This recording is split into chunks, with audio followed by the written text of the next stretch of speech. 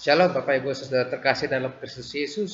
Senang sekali saya dapat berjumpa kembali dengan saudara lewat video khotbah kali ini. Pada kesempatan ini Bapak dan Ibu Saudara terkasih, kita akan kembali menggali kebenaran firman Tuhan, karena firman Tuhanlah yang menjadi pedoman, yang menjadi petunjuk, kekuatan bagi kita di dalam menjalani hari-hari kita, agar kita tetap teguh, agar kita tidak mudah digoyangkan oleh situasi ataupun keadaan maupun tekanan-tekanan kehidupan yang terjadi saat ini. Namun sebelum kita menggali Alkitab lebih dalam lagi, mari kita berdoa dan meminta hikmat daripada Allah Roh Kudus. Mari kita berdoa. Kami bersyukur untuk kasih setia Tuhan dalam kehidupan kami. Tuhan Yesus, sebentar kami mau menggali kebenaran Alkitab di dalam firman Tuhan yang telah Kau anugerahkan bagi kami. Kami memohon kiranya Engkau menerangi hati dan pikiran kami, sehingga firman Tuhan yang akan kami gali dapat sungguh-sungguh kami mengerti dan pahami. Dan lebih daripada itu, mampukan kami untuk dapat menjadi pelaku firman Tuhan. Terima kasih Tuhan Yesus, bungkus kami dengan kuasa darah-Mu. Ampuni dosa kesalahan kami. Jangan karena dosa dan kesalahan kami menghalangi berkat, hikmat, kebijaksanaan, dan kuasa yang akan Tuhan anugerahkan kepada kami. Terpujilah nama-Mu Tuhan Yesus. Haleluya. Amin. Baik Bapak Ibu Saudara kekasih, saya senang sekali mengamati keadaan-keadaan yang terjadi, situasi yang khususnya jemaat alami. Karena itulah panggilan saya sebagai seorang praktisi teologi. Saya harus dapat memberikan petunjuk-petunjuk praktis, sehingga jemaat ataupun setiap orang yang saya temui dapat saya berikan kekuatan penghiburan firman Tuhan, sehingga hidupnya tidak mudah diombang-ambingkan oleh berbagai pengajaran-pengajaran ataupun teologi-teologi yang tidak baik. Demikian juga dengan situasi yang terjadi akhir-akhir ini, di mana mungkin saudara juga ketahui ada semacam perang teologi.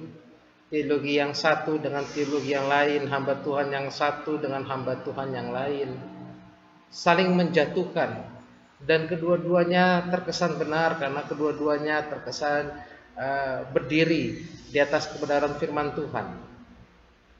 Pada kesempatan ini saya tidak akan menyinggung antara hamba Tuhan yang saling bertikai tersebut. Namun pada kesempatan ini saya mau menyampaikan satu tema yang berkenaan dengan sikap yang perlu kita waspadai, yaitu tentang kesombongan rohani. Tuhan senang dengan setiap orang yang memiliki hubungan intim, hubungan dekat dengannya. Namun sebagaimana firman Tuhan katakan dalam Roma 3 ayat 23, bahwa semua manusia telah kehilangan kemuliaan Allah. Maka artinya setiap manusia memiliki kecenderungan untuk berdosa. Ada kecenderungan untuk berbuat dosa. Dan untuk berbuat dosa ini tidak perlu diajarkan, itu sudah ada di dalam natur kita. Contoh yang paling mudah, saya percaya tidak ada orang tua yang mengajarkan anaknya untuk berbohong. Tetapi toh seorang anak bisa berbohong. Itulah salah satu contoh natur dosa yang ada di dalam diri manusia. Segala dosa atau kecenderungan dosa ini dimiliki oleh semua orang, termasuk orang-orang Kristen. Dan dosa atau kecenderungan yang dilakukan oleh orang-orang Kristen salah satunya adalah kesombongan rohani. Apa itu kesombongan rohani, Bapak dan Ibu? Kesombongan rohani adalah suatu sikap tinggi hati, dan di saat bersamaan dia merendahkan orang lain karena merasa kerohaniannya lebih baik. karena merasa dirinya lebih suci, lebih punya talenta, lebih punya karunia, lebih mungkin bisa memiliki hubungan yang lebih dekat dengan Tuhan. Anggapannya dia lebih baik dibanding orang lain, sehingga dia mulai menilai orang lain, dia mulai merendahkan orang lain. Ini yang disebut kesombongan rohani, Bapak dan Ibu. Dan kesombongan rohani, sekali lagi, bukan terjadi di luar gereja, tetapi adanya di dalam gereja.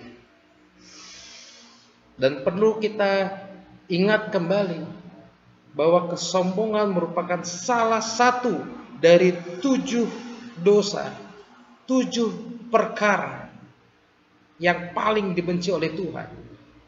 Ada 7. Pertama, kesombongan, lidah dusta, tangan yang menumpahkan darah orang yang tidak bersalah, hati yang membuat rencana jahat, kaki yang lari menuju kejahatan, pembohong dan pembuat pertengkaran, troublemaker. Jadi yang pertama itu adalah kesombongan, paling dibenci oleh Allah. Saudara yang masih sombong, hati-hati, segera bertobat. Tuhan benci orang yang sombong.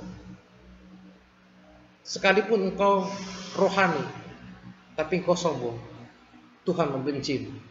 Inilah yang disebut kesombongan rohani.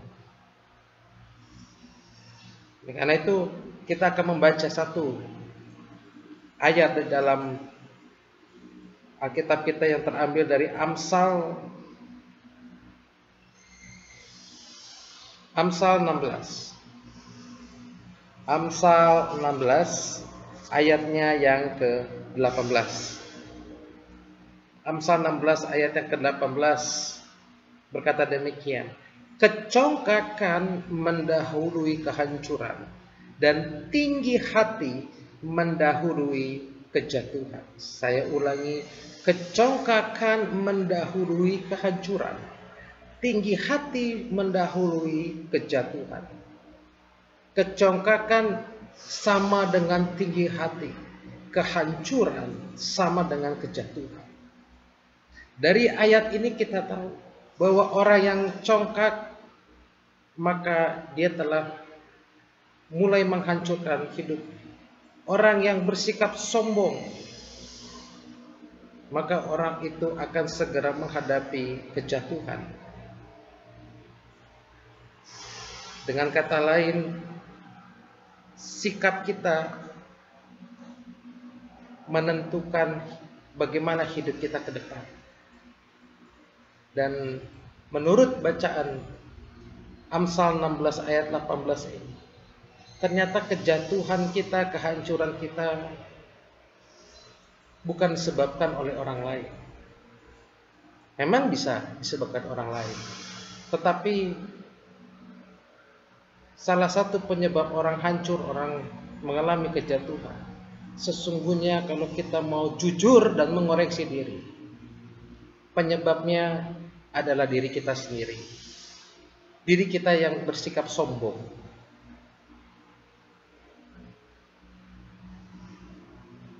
Oleh karena itu, kalau saudara masih suka menyalahkan orang lain, kalau saudara sekarang ini sedang mengalami kejatuhan, sedang mengalami kehancuran, saya mengajak saudara untuk mulai mengoreksi diri. Jangan-jangan saudara jatuh itu sesungguhnya bukan karena orang lain, tetapi awal mulanya, muara dari kejatuhan tersebut sebenarnya dimulai dari sikap sombong saudara. Demikian juga dalam kehancuran ataupun kejatuhan dalam rohani.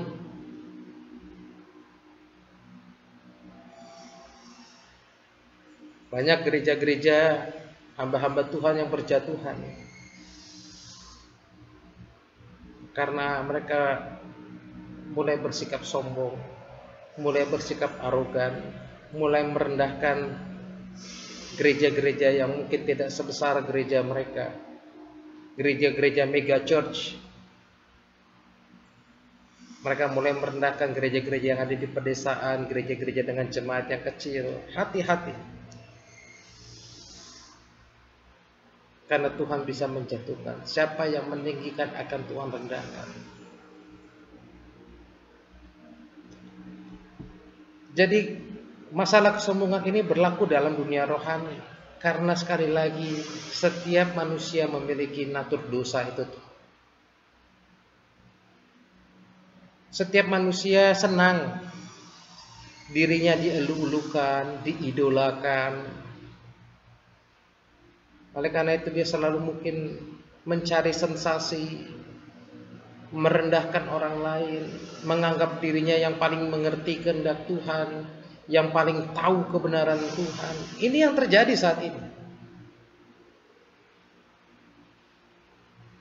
Mungkin saudara juga memperhatikan perkembangan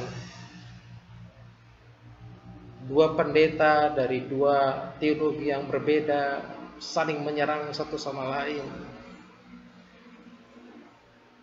Terlepas dari konten yang mereka perdebatkan, tetapi saya mewaspadai jangan-jangan ada roh kesombongan di dalam diri mereka. Yang satu menganggap menerima wahyu khusus dari Tuhan. Hamba Tuhan yang lain menganggap dia yang paling tahu kebenaran itu. Hati-hati.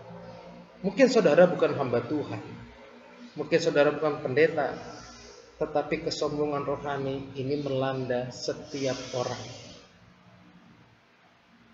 Baik mungkin saudara hanya sebagai pelayan Tuhan biasa. Pelayan Tuhan biasa di sini maksudnya adalah mungkin saudara hanya WL, hanya singer, hanya pemain musik. Mungkin saudara hanya seorang asyar ataupun jemaat yang turut mengambil bagian sebagai tim doa. Hati-hati. Mungkin saudara punya talenta-talenta rohani, saudara bisa berbahasa roh dan lain sebagainya. Hati-hati. Jangan sampai roh kesombongan menguasai diri saudara. Karena ketika engkau mulai meninggikan diri dengan talenta-talenta rohanimu, ketika saudara mulai menganggap orang lain lebih rendah, maka siap-siap saudara akan dijatuhkan oleh Tuhan. Di akhir zaman ini jujur saja, menjelang kedatangan Kristus, iblis semakin gencar menyerang gereja-gereja. Nilai-nilai agama sekarang sudah mulai rusak. Kalau dulu agama ada untuk menghancurkan berhala, namun yang terjadi sekarang ini agama justru menjadi berhala. Yang penting agama, bukan Tuhannya lagi. Yang penting menjadi Kristen, sudah bukan mencari Tuhannya lagi. Datang ke gereja bukan lagi mencari wajah Tuhan, tetapi mencari siapa yang menjadi pembicaranya, siapa pendetanya. Itu yang lebih penting. Itu kenyataannya.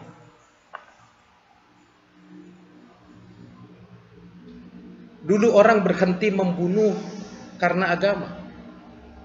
Tapi apa yang terjadi saat ini? Orang membunuh atas nama agama. Dulu orang berhenti dari maling, dari profesi maling, mencuri karena agama. Tapi sekarang agama menjadi alat untuk maling.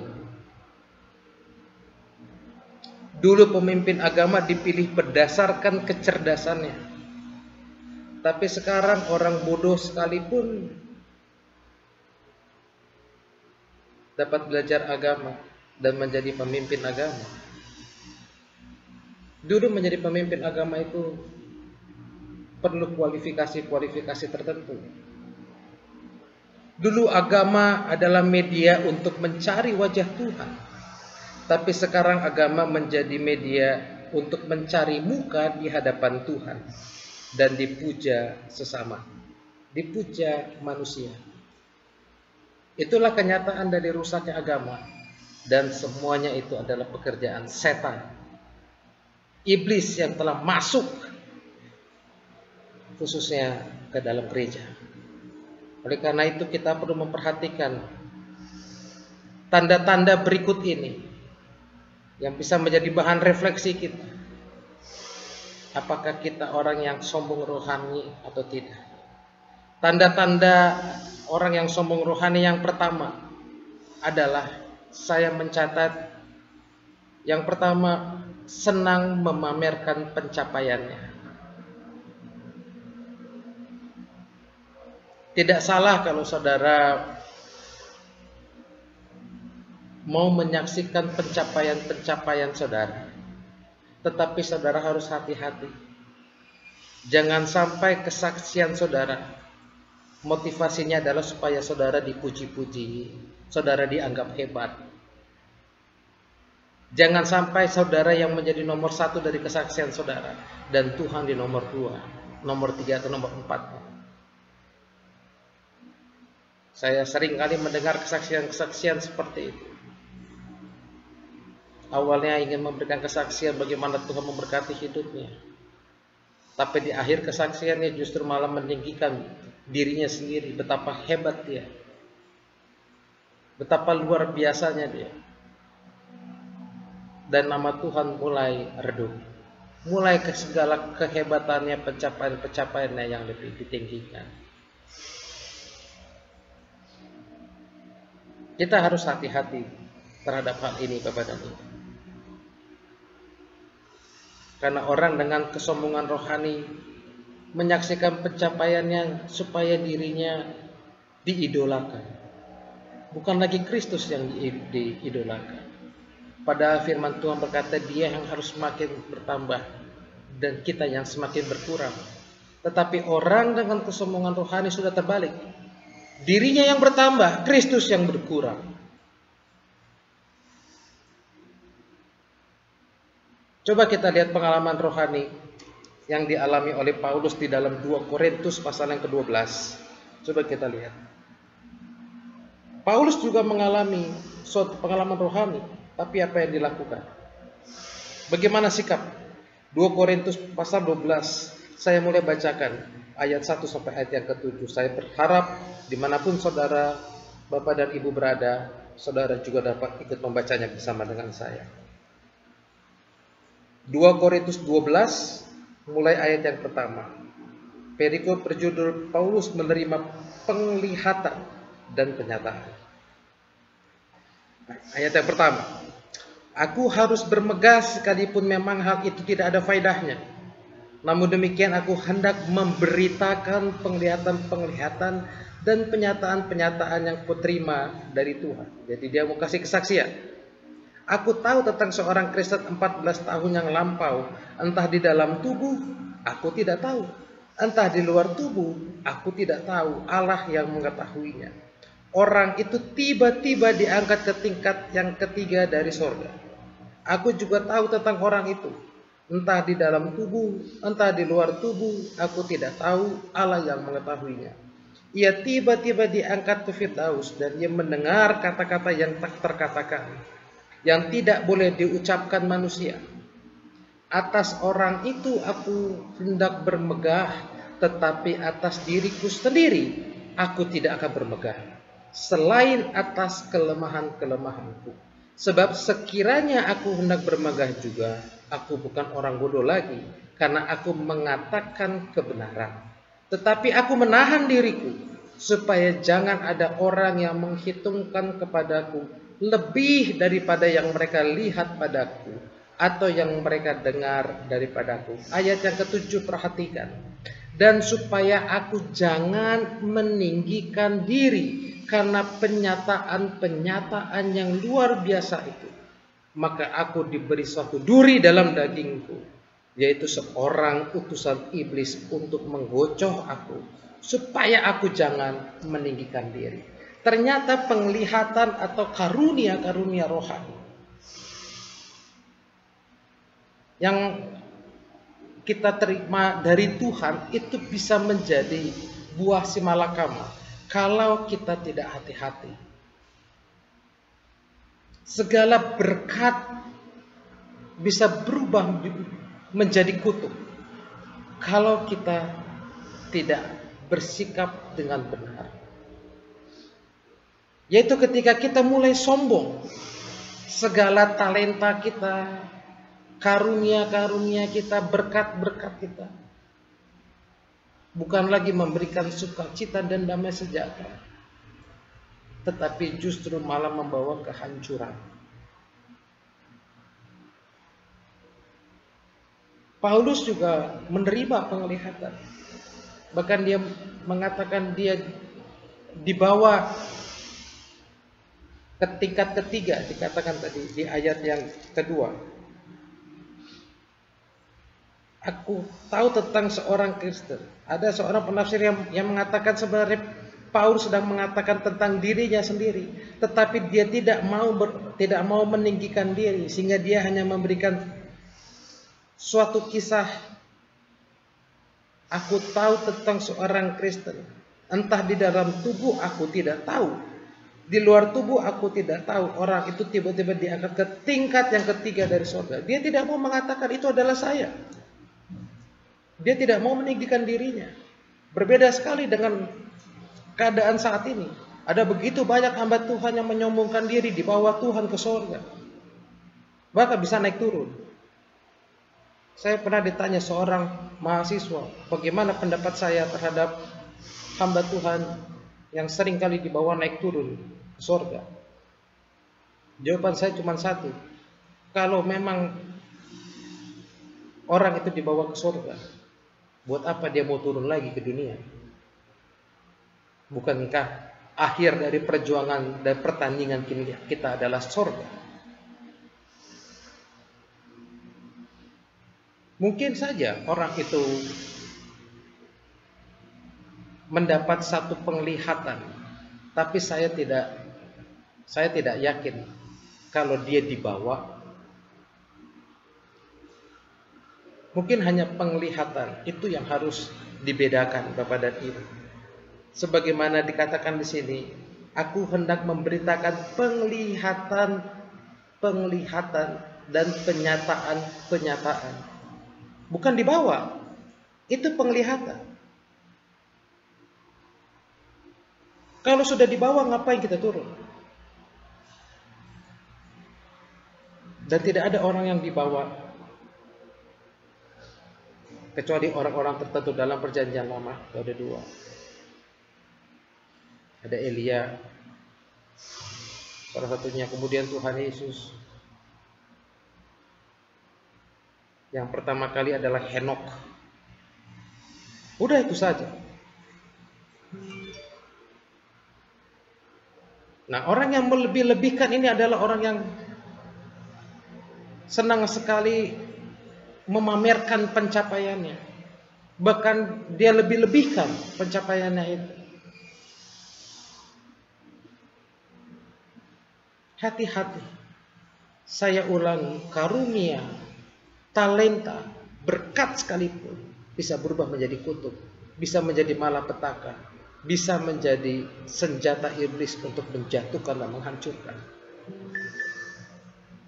Mari kita bersikap bijaksana. Kalau kita mendapat suatu penglihatan,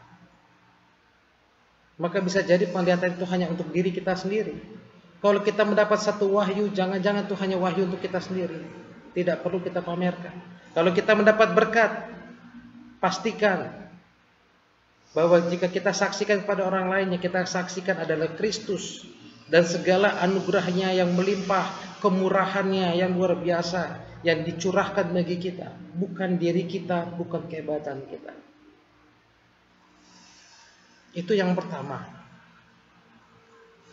Tanda yang kedua dari orang yang sombong rohani adalah dia selalu mengkritik orang lain. Orang dengan kesombongan rohani cenderung tidak senang disaingi. Akibatnya dia selalu mencari kelemahan orang lain, mencari ketidaksempurnaan orang lain. Padahal kita tahu tidak ada manusia yang sempurna. Sekalipun dia pendeta yang hebat, pasti punya kelemahan. Oleh karena itu salah jika saudara mengidolakan seorang pendeta. Saya melihat dari perseteruan dua hamba Tuhan besar ini, dua hamba Tuhan ini justru tidak memberikan banyak komentar ataupun respon apa-apa. Tapi yang ramai justru pengikut-pengikutnya ini. Seperti permainan sepak bola, yang lebih rusuh adalah penontonnya daripada pemainnya. Pemainnya setelah selesai bertanding mereka bersalam-salaman, tapi penontonnya justru bertengkar. Nah ini, itulah situasi yang terjadi saat ini.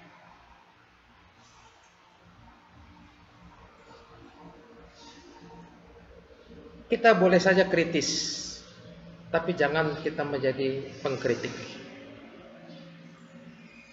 Karena Tuhan tidak suka dengan orang yang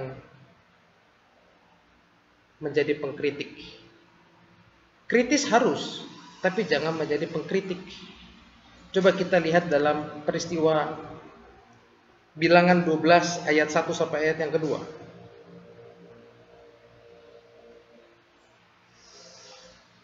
Ini ada pengkritik.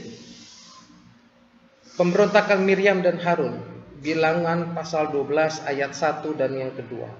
Miriam serta Harun mengatai Musa berkenaan dengan perempuan Kush yang diambilnya. Sebab memang ia telah mengambil seorang perempuan Kush. Kata mereka, sungguhkah Tuhan berfirman dengan perantaraan Musa saja? Bukankah dengan perantaraan kita juga ia berfirman? Dan kedengaranlah hal itu kepada Tuhan.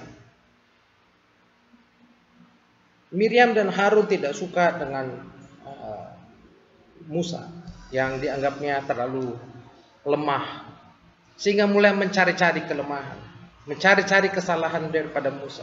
Dan memang kebetulan Musa mengambil seorang perempuan yang bukan terbilang bangsa Israel, yaitu perempuan Kush. Sehingga mereka mulai berpikir, kita mau mengambil alih, kita mau melakukan kudeta saja. Miriam dan Harun kemudian berencana melakukan kudeta, mengambil alih kepemimpinan, dan hal ini diketahui oleh Allah. Singkat cerita, Allah menegur mereka. Seketika mereka sakit, dan hanya Musa yang dapat menyembuhkan sakit kusta mereka.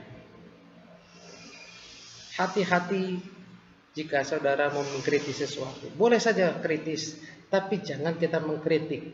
Apa bedanya? Kalau kritis berarti kita mau membangun orang tersebut, mau memperbaiki kesalahan orang tersebut. Tetapi pengkritik itu berbeda.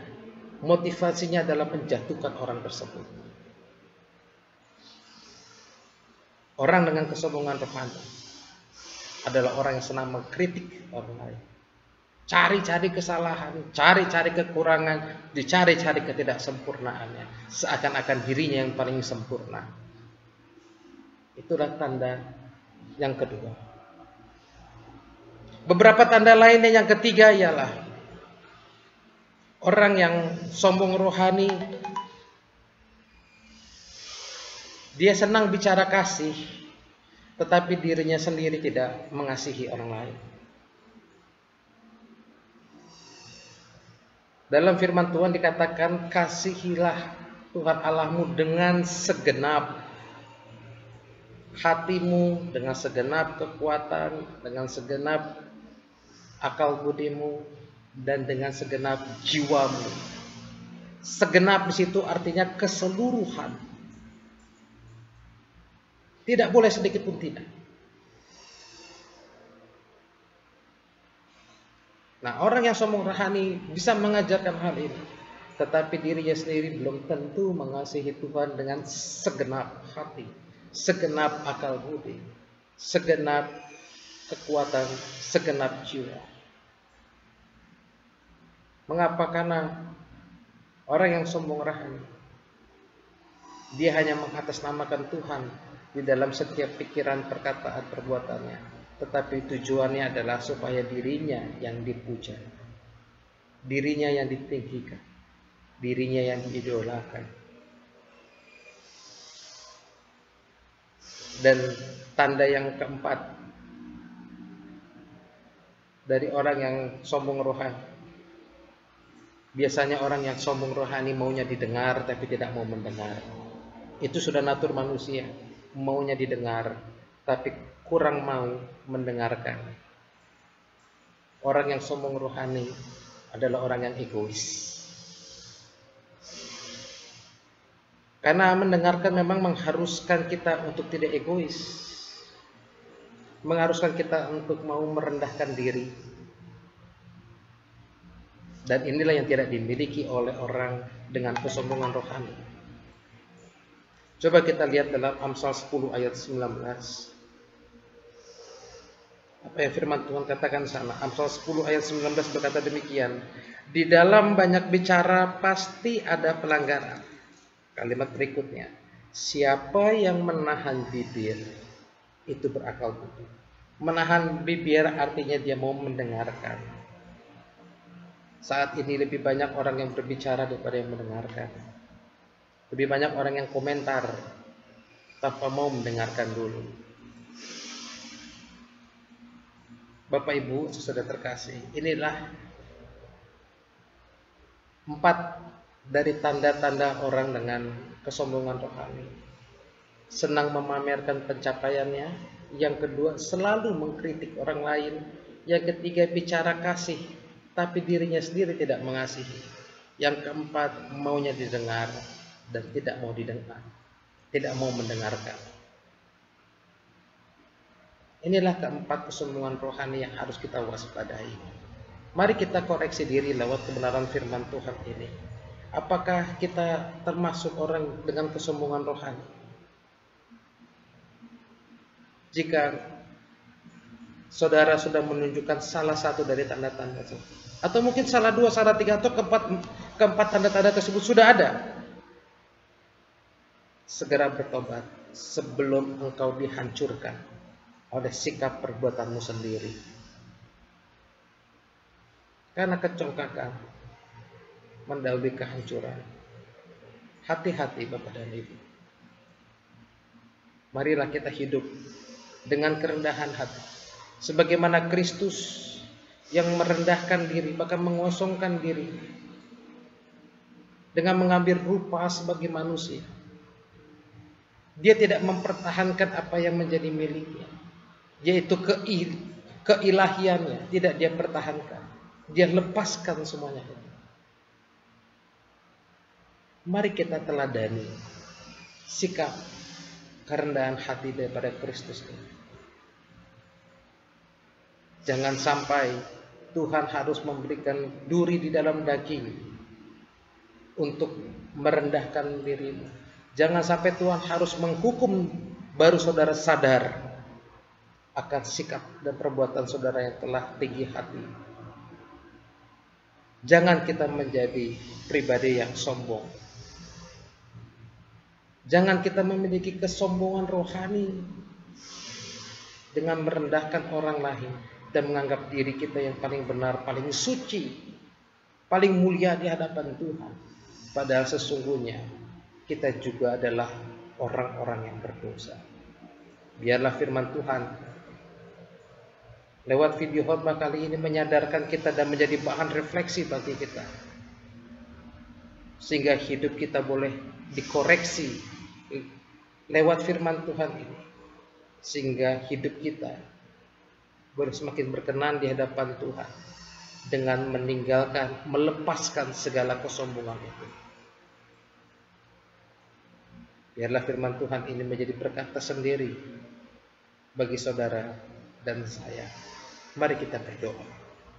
Terima kasih Tuhan Yesus untuk firman Tuhan yang kami terima pada saat ini. Tuhan, seringkali ketika kami jatuh, ketika kami hancur, kami menyalahkan keadaan, menyalahkan situasi, menyalahkan orang lain. Padahal lewat kebenaran firman Tuhan ini kami diingatkan segala kehancuran, kejatuhan kami. Sesungguhnya muara dari semuanya itu adalah sikap kami yang tinggi hati, sikap kami yang sombong. Oleh karena itu Tuhan, kami mau mengoreksi diri kami di dalam hal kerohanian kami. Apakah kerohanian kami juga telah tinggi hati? Ampuni kami Tuhan, berikan kami kesempatan untuk kami berpaling dari jalan kami yang jahat. Lewat firman-Mu, Kau telah menyingkapkan 4 tanda-tanda dari orang yang sombong rohani, yaitu orang yang senang memamerkan pencapaiannya, orang yang selalu mengkritik orang lain, orang yang selalu bicara kasih tetapi tidak mau mengasihi, tidak mau menolong orang lain, tidak mengasihi Engkau dengan sungguh-sungguh. Dan tanda yang keempat adalah orang yang cenderung maunya didengar tapi tidak mau mendengarkan. Jika sekiranya ada tanda-tanda itu di dalam hidup kami, tolong kami Tuhan, ubahkan kami, agar hidup kami semakin benar di hadapan Tuhan. Kami mau merendahkan diri kami, sebagaimana Engkau pun mau merendahkan dirimu dengan mengambil rupa menjadi manusia. Biarlah hari lepas hari hidup kami semakin serupa dengan Engkau Kristus. Terima kasih untuk firman-Mu yang menegur kami pada saat ini. Biarlah firman Tuhan ini tidak berlalu begitu saja, tetapi sungguh-sungguh kami pahami, sungguh-sungguh mengoreksi diri kami, sehingga hidup kami boleh semakin berkenan di hadapan Tuhan, menjadi berkat bagi orang-orang sekitar kami. Terima kasih Tuhan Yesus. Terpujilah nama-Mu. Haleluya.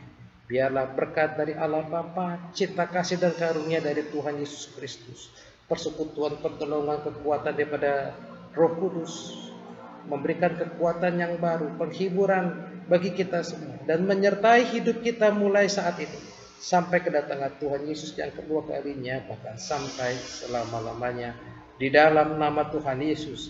Haleluya. Amin. Baik Bapak dan Ibu, demikian khotbah kali ini. Biarlah video khotbah kali ini menjadi berkata sendiri yang mengoreksi kerohanian kita. Apakah kerohanian kita sudah benar di hadapan Tuhan ataukah tidak? Apakah kerohanian kita sudah menjadi berkat bagi orang lain ataukah tidak? Sampai jumpa di dalam video khotbah yang berikutnya. Tuhan Yesus memberkati kita semua. Haleluya. Amin.